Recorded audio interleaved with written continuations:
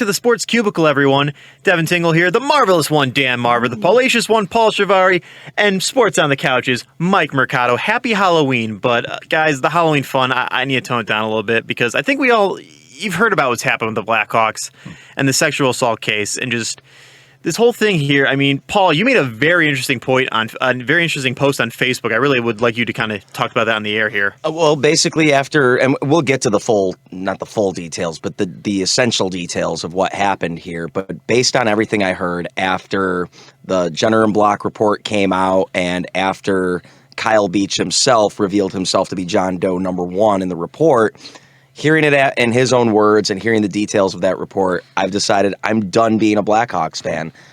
For the sake of being a Chicago-based sportscaster, I'll keep an interest from a journalistic standpoint in the team. But, as far as wins and losses mattering to me, that won't matter anymore. I can't, just in good conscience, just be a fan of this team when the 2010 championship, which brought me so much joy following that team, is now tainted by a sexual assault scandal that not only was allowed to happen, but then almost told that the victim was wrong for even coming forward or told that his claims were meritless, and then giving the predator a bonus and the option to leave on his own terms, and then not only not keeping him in check, but allowing him to continue to further be a predator to multiple victims since then. Exactly. That's my thing, too. 2010, I was a Blackhawks fan back when they didn't have games on TV. So 2010 was a great year for me, and just it's so tainted. And the big thing is, it's terrible that they did it, but I think it's even worse that they tried keeping it covered up for, almost over 10 years now. Yeah, the only reason that they did their own investigation is because Kyle Beach came forward after he found out about the young victim from Michigan and, essentially wanted to reopen, these wounds that he had, because I think he needed closure because he never got the option to have closure from the team. And rightfully so, because look at all the dominoes that fell as a result of this. Joel Quenneville no longer coaching the Florida Panthers. Stan Bowman had to step down. And, of course, there's a little bit of uncertainty with what exactly happened with John McDonough. Why hasn't he faced the media? Why isn't he taking responsibility? Exactly, because I'm with you, Paul, and I think there's even more names that are going to be revealed. And, I guarantee Kyle Beach isn't the only guy on that team that may have experienced something. Yeah, that's an interesting point. Who else is going to come forward and said that Brad Aldrich, the video coach, assaulted them or attempted to assault them? And Kyle Beach was a rookie at the time, using the whole thing. It's like, oh, you say anything, you're what's off this team here. Well, let's clarify that. So Kyle Beach was a first-round draft pick in 2008, but had yet to play in the NHL, and I don't think he ever did play in the NHL minus some preseason games. But essentially, his role is what's known as a black ace, and that's someone that comes up from the minor league team to help be on the practice squad, essentially, with the guys that are on the major league team. And in this timeline, the minor league season had wrapped up, and the Hawks were in pursuit of what we now know was the Stanley Cup championship.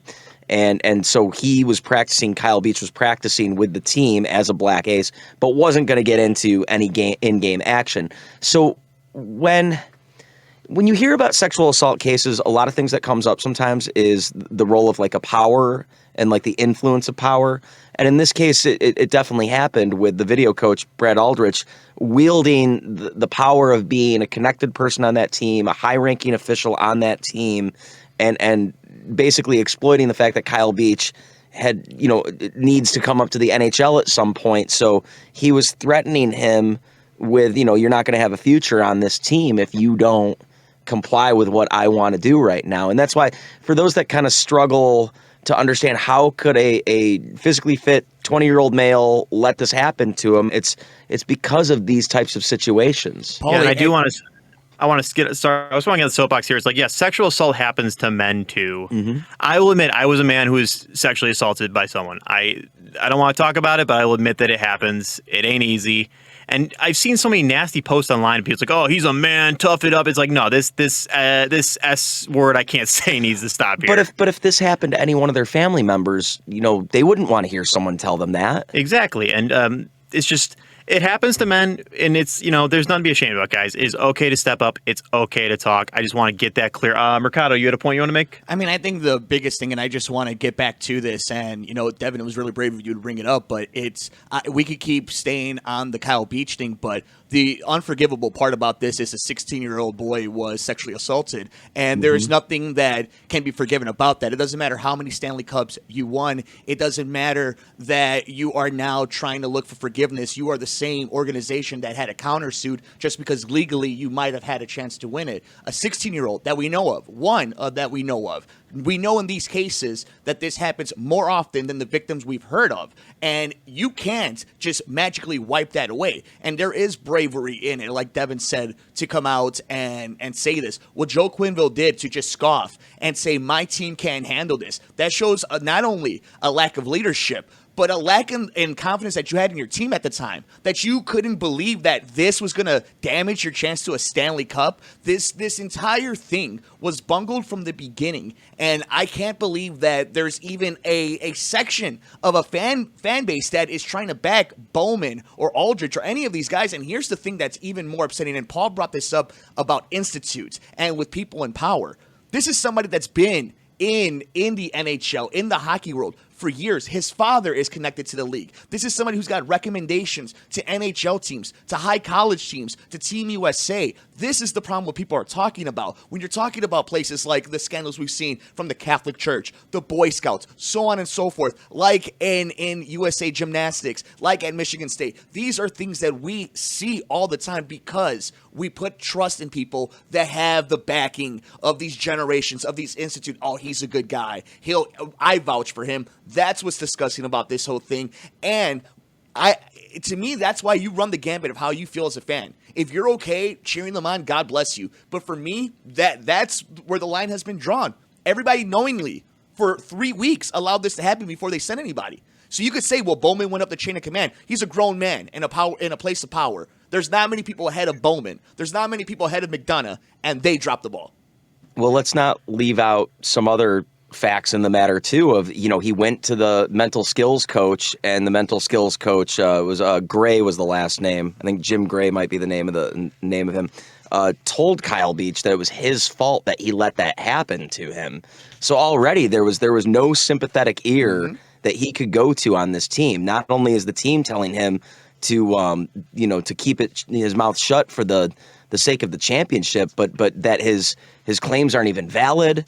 And then you ask yourself, well, how did they let a known predator go and coach high school kids in the Upper Peninsula of Michigan? Well, guess who wrote him the letter of recommendation? Joel Quenneville, knowing that this happened. And of course, in between all of this, there was a team intern the day after the cup was won that was touched inappropriately by Brad Aldrich. And then you have an incident that happened at Miami University out in Ohio with an adult male that had these unwanted advances from Aldrich, but never wanted to press charges. So, I mean, this guy is a serial offender. The Blackhawks knew about it, did nothing about it, basically told Beach to kind of get lost with whatever his complaints were, helped the guy get more opportunities, even though they wanted to wash their hands of him in Chicago.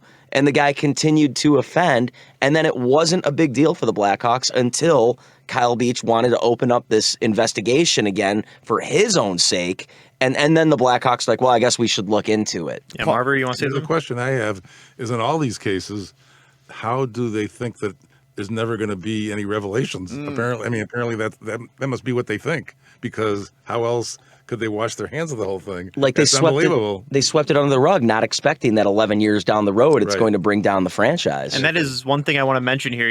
Mercado brought up the whole, it's like, oh, we can't do this. We need to focus on winning the Stanley Cup. It's like, was it worth it? Because guess what? That doesn't matter you won the cup anymore. No one's talking about that. That crap's done. Now this is the big story of the Blackhawks. Those 3 Stanley Cups, forget about them. For the next 10 years, no one's going to be that's done. And think about, when I first heard about this, kind of the rumblings of this over the last year, I was really hoping that it was just an isolated incident and that there weren't going to be so many people connected to it. But I wanted to wait until the facts came out to really make a judgment on this. But keep in mind that this is a franchise that already has the fact in this day and age, with the presence of a Native American themed team nickname, which however you want to defend or complain about it, but it's going after a guy that was exploited in life, Chief Blackhawk. He was basically brought about as like a freak show after they captured him, and then people nowadays the fan base defends the name Blackhawks because it was the name of the Air Brigade or whatever that the original team owner founded the team. It was named after his like World War I Air Brigade. And then in addition to that, people are like, well, the Blackhawk tribe doesn't have a problem with it. There is no Blackhawk tribe. It's the Sauk tribe. So that's the first thing is the fan base doesn't even have the education of knowing why the team is named this and who this person was. So then, of course, the alternatives over the years, we've seen the suggested logo of a black bird, a black hawk. But even then with the feathers, on its head still kind of suggests like, well, you're not getting rid of the Native American imagery. You can't call him Tommy Hawk like you call the mascot. So so that's already one thing. But okay, so that's another conversation for another day, right? And of course, we're more than happy to address that on WCPT here on the Sports Cubicle. But keep in mind, what exactly happened with Patrick Kane out in Buffalo back in 2015? There was the rape allegations, and that was kind of a suspicious case how that was handled. And then I'm trying to remember the young woman's name that worked for NBC Sports Chicago or Comcast Chicago. I think it was like Susanna Collins. Does that sound right? Yes. Well, she was the PA during their halftime show, right? Or one of their intermission. Yeah, she was essentially like the pregame and postgame, and I'm trying to recall this from memory, but essentially she had a video from her past, like the sense of humor that she portrayed. The team didn't really agree with it. I think they were looking for an excuse to get her off of those broadcasts, but yet they go and just sell Bobby Hall to the masses of, this great legendary NHL player that beat his wife with a stiletto shoe back in the day. Paul, this is how hypocritical some sort of hero. Paul, this is how hypocritical it is, though, because what she did is, so you have that video show up, and the reason that they were already looking for a reason to get rid of her, and this was the rumblings at the time, is that she just so happened to slip up and say the word sex on intermission, and everybody made fun of her on social media. So while they were protecting a sexual predator, they fired a very competent media member because of their high morals. And I think that's my biggest problem with this whole thing, because now you're hearing them talk about wanting to get the name off of the Stanley Cup. I think that's ridiculous. You need to own it. You need to sit there. I'm glad it's right next to Stan Bowman's name. There is no way you let that man, knowing with that excuse, go take it to his hometown. You let him be on stage celebrating amongst all the people when they won their first Stanley Cup since the 60s. They deserve all this negative energy like you've been talking about already with the nonsense they're dealing with this crazy logo stuff that's going on that they're going to fight just like, hopefully not as bad as Dan Snyder did.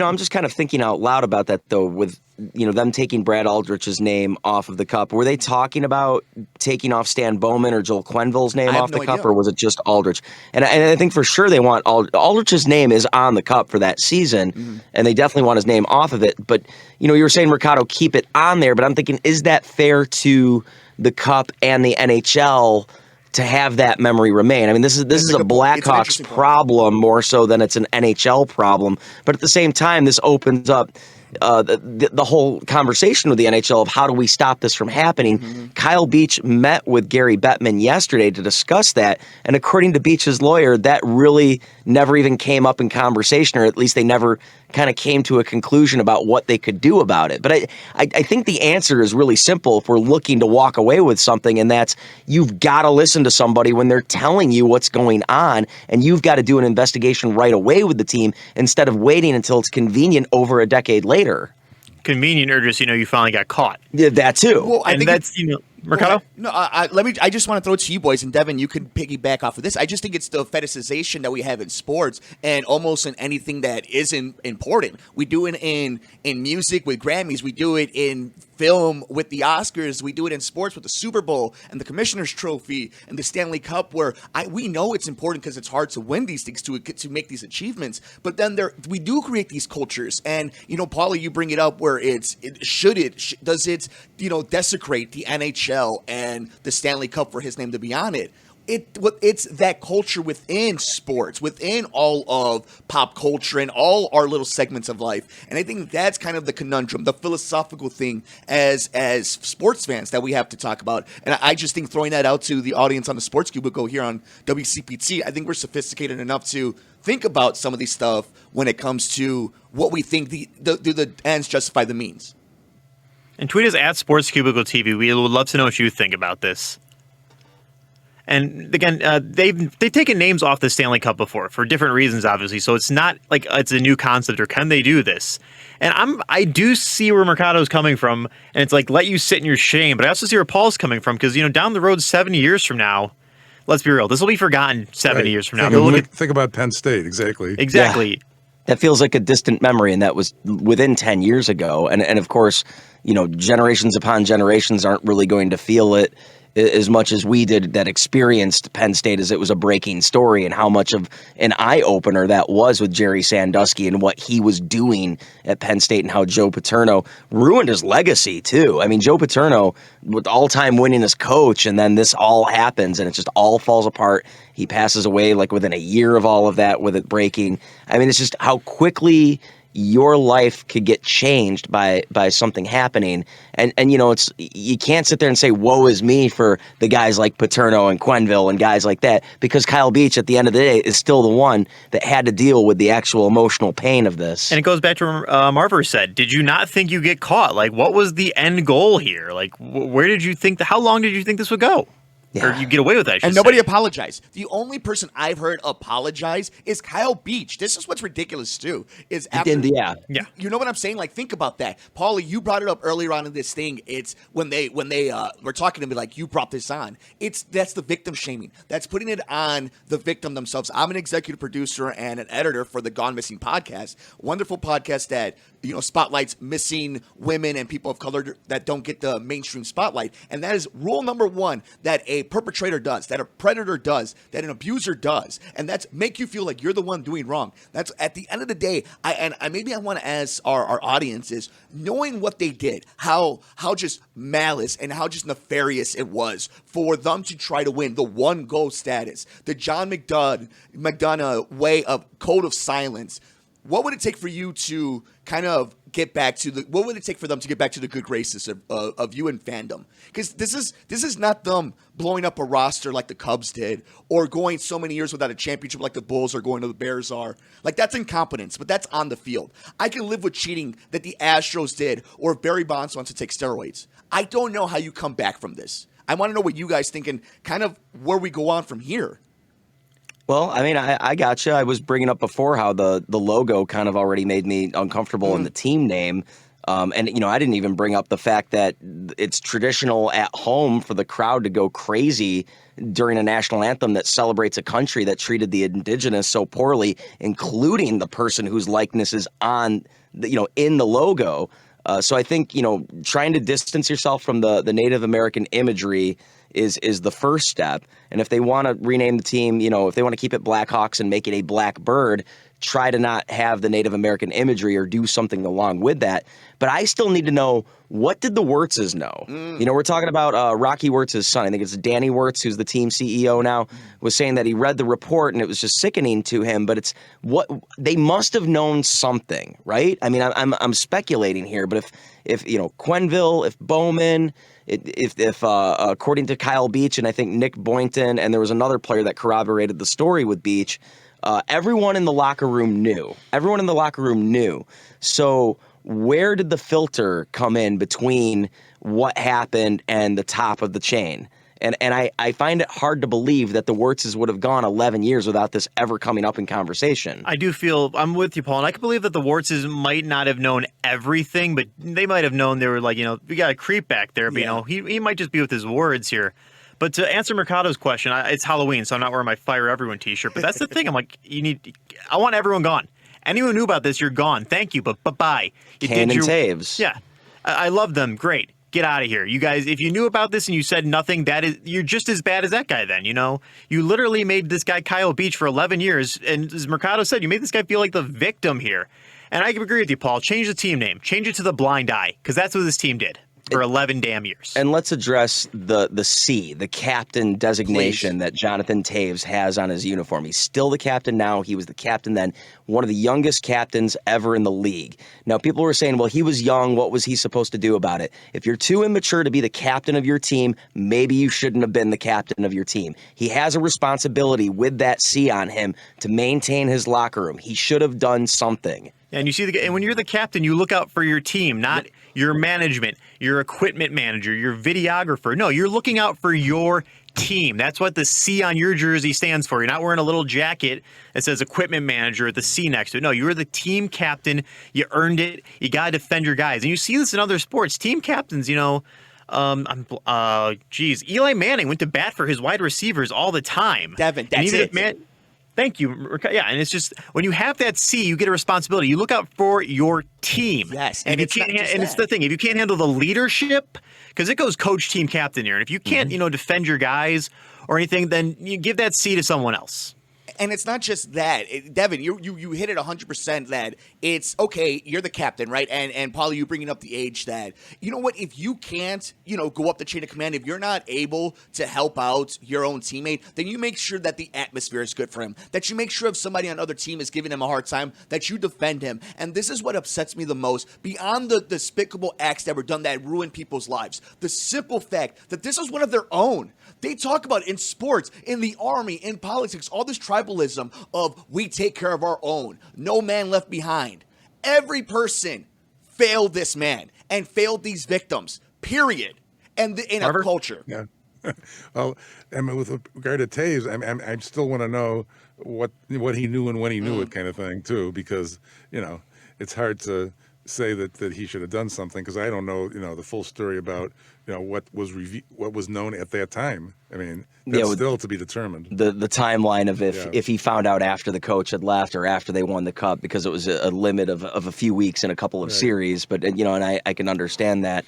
Yeah. I mean, it's all a giant mess. But it also does raise the question though, with this guy Kyle Beach being a black ace and not necessarily someone that's necessarily on the active roster, is there a culture in the NHL where rookies are being hazed or mistreated in general to the point where that's why it was easy for his complaints to go unnoticed or just not recognized? I mean, we hear about that in college sports all the time, but again, I wouldn't be surprised if it happens in the majors and, just like in college, sometimes it goes too far. Mm-hmm. It's a stark day. I think more than anything, it was a really sad day in sports, not just, in Chicago. I think the fact that this is one of the treasures of the NHL, this was a dynasty that helped make the sport on NHL, on TNT, and ESPN now is because of organizations like the Blackhawks and the run that they went on. But the simple fact that not just one, but multiple people, including a minor, were sexually assaulted by a predator, it just leaves a sour taste on most people's mouths. And I think where this isn't over, and we're going to find out as the years go on. It took 11 years to get here. And now we just heard from Beach himself that he's now just starting the healing process, which now just means that he's finally getting his justice. But this story's not going away. And we're going to cover it here. We're not afraid or shy to do it. But this is going to last a long time, not just in the NHL, but in the DNA and the soul of the city of Chicago. Exactly here, and it makes the Blackhawks are playing terrible this year, and again, I think there's going to be way more to come out here. Imagine if they were good right now. Oh my gosh.